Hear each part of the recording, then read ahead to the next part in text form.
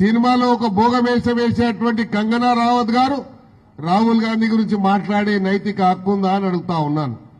రాహుల్ గాంధీ కుటుంబం ఈ దేశంలో త్యాగాలు చేసినటువంటి కుటుంబం ఏదైనా ఉందంటే, త్యాగాలకు నిలయమైనటువంటి కుటుంబం ఏదుందంటే ఇందిరాగాంధీ తర్వాత రాజీవ్ గాంధీ తర్వాత సోనియా గాంధీ, అదేవిధంగా రాహుల్ గాంధీ గారు. నా పేరు డాక్టర్ బత్తిని కీర్తిలత గౌడ్.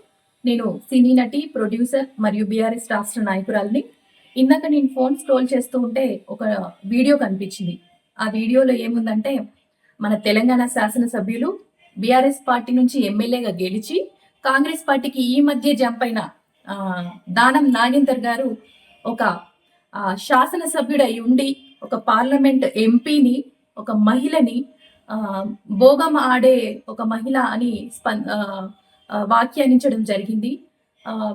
మరి సినిమా ఇండస్ట్రీలో ఉండే మహిళలంటే అంత చిన్న చూప? అంటే సినిమా ఇండస్ట్రీ అంటేనే అంత చిన్న చూప? నటించే వాళ్ళంటే ఎందుకు అంత చిన్న చూపు? ఇప్పుడు మనకి ఎంజీఆర్ నుంచి జయలలిత, ఎన్టీఆర్ గారు, ఈ మధ్య చూసుకుంటే పవన్ కళ్యాణ్ గారు, ఆయన ఎంతమంది నిలబెడితే అంతమందిని గెలిపించి బ్రహ్మరథం పట్టి ఆయన్ని డిప్యూటీ సీఎంని చేశారు. అంటే ఊరికేనే చేస్తారా? వాళ్ళకుండే ఇమేజ్ వాళ్ళకు ఉంటుంది కదా.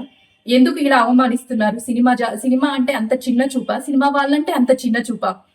దీని మీద నేను ఒక సినీ నటిగా, మన మూవీ ఆర్టిస్ట్ అసోసియేషన్ మెంబర్గా, నేను బీఆర్ఎస్ రాష్ట్ర నాయకురాలిగా, ఒక మహిళగా, ముఖ్యంగా ఒక మహిళగా తీవ్రంగా ఖండిస్తున్నాను.